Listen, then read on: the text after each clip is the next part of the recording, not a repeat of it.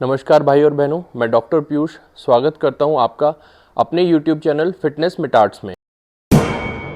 आज की वीडियो में मैं आपसे वे प्रोटीन के बारे में अपनी कुछ पर्सनल नॉलेज शेयर करना चाहता हूं। मेरी ये नॉलेज साइंटिफिक एविडेंसेस पे बेस्ड है। तो सबसे पहले मैं बताना चाहता हूं वे प्रोटीन होता क्या है। वे प्रोटीन डेयरी इंडस्ट्री का एक प्रोडक्ट है जो कि पनीर और दही के प्रोडक्शन के दौरान एज अ बाई प्रोडक्ट निकलता है। ये बहुत खास हो जाता है उन लोगों के लिए जिनका गोल मसल बिल्डिंग है, या बच्चों के लिए जिनकी यंग एज है, जिनकी ग्रोथ है।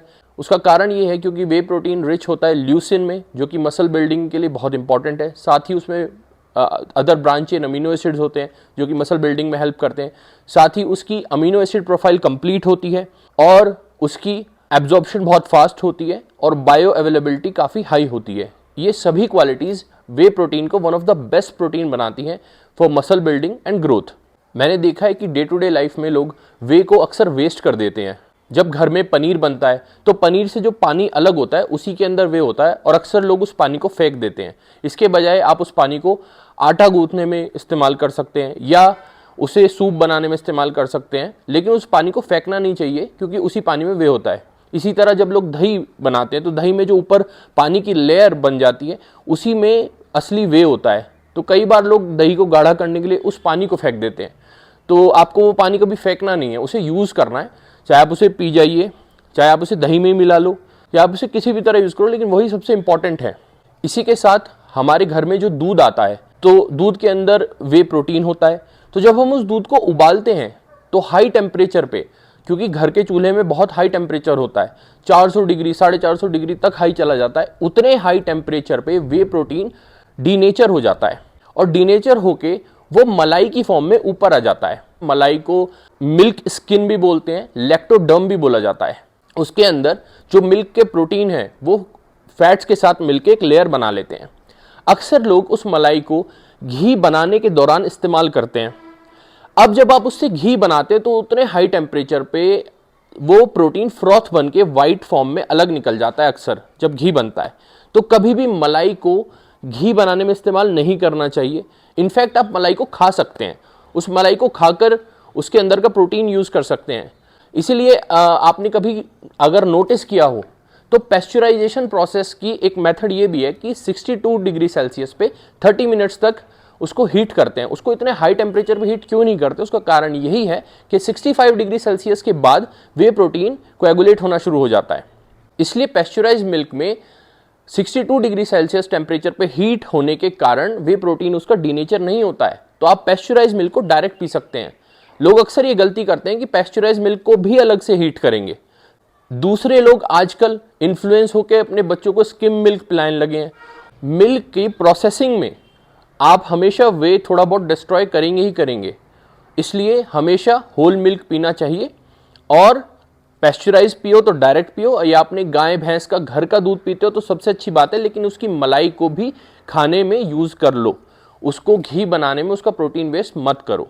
अच्छा, दूसरी सबसे बड़ी चीज़ जिसमें मैंने देखा है लोग अपने वे प्रोटीन को वेस्ट करते हैं वो होता है पानी में पी के।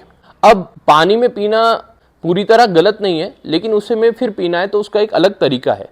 अब कोई फूड आपकी बॉडी में जब आप खाते हैं तो आपकी पूरी जो गट है, जो खाने की जो नली है, ये पूरी उसको पास करने में कितना टाइम लगता है ये उस खाने की कंसिस्टेंसी और फैट पे डिपेंड करता है।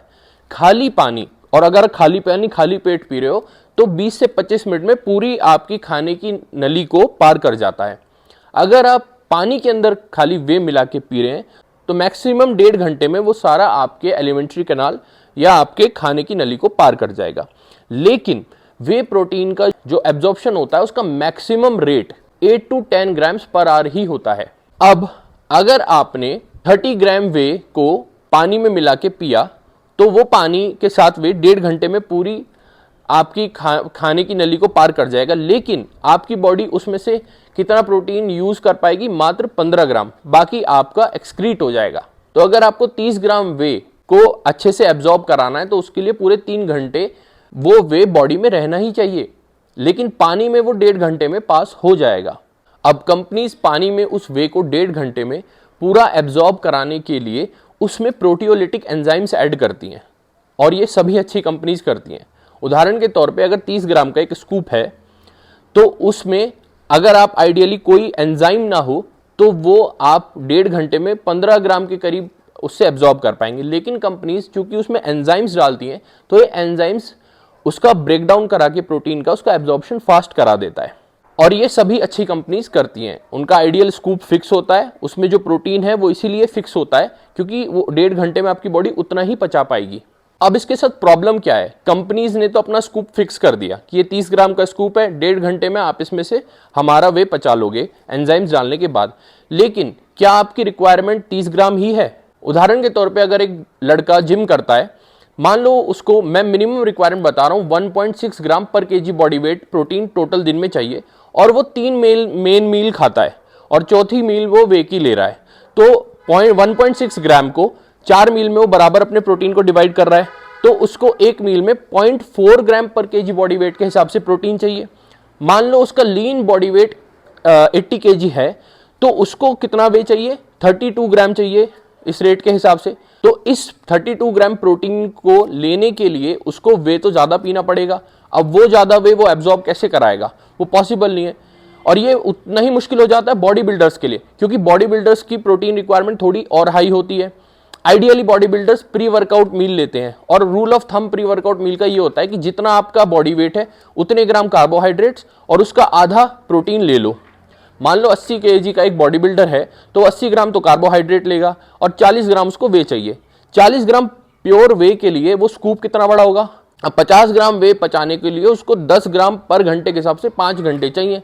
अब पानी में तो 5 घंटे वो उसको एब्जॉर्ब करा नहीं पाएगा, तो पानी में तो उसका मैक्सिमम वेस्ट ही हो जाएगा। इसलिए पानी एक सही तरीका नहीं है वे को पीने का, चाहे उसमें एंजाइम मिले हो चाहे ना मिले हो।